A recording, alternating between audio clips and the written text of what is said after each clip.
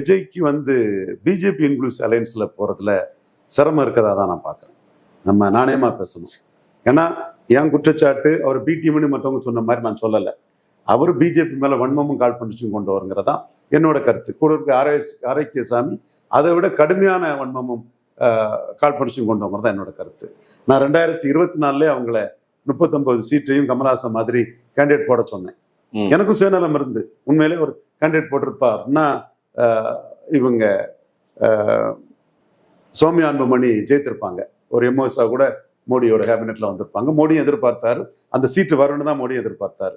ஒரு ஏதோ 1.5% ஓட்டில் அது போயிட்டு விஜய் நின்று இருப்பாருன்னா அந்த சீட்டு அவரும் பிஜேபி எதிர்ப்பு அரசியலை பேசி அந்த சீட்டு வர்றதுக்கு ஒரு வாய்ப்பு உண்டு.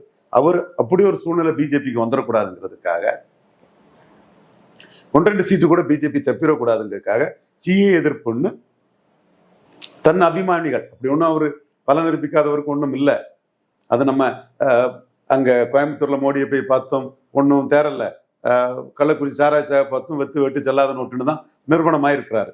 பட் களத்துக்குள்ள கேண்டிடேட்டா நின்று இருப்பாருன்னா அது கொஞ்சம் ஓட்டு விழுந்திருக்கும். அது சௌமியா அன்புமணிக்கு வெற்றியை கொடுத்துருக்கோம். ஆனா அவர் கணக்கு நம்ம சிஏஏ எதிர்ப்புன்னு சொல்லிட்டோம்னா நம்ம அபிமானிகள் எல்லாம் காங்கிரஸ் இன்க்ளூசிவ் அலையன்ஸுக்கு போட்டுருவாங்க.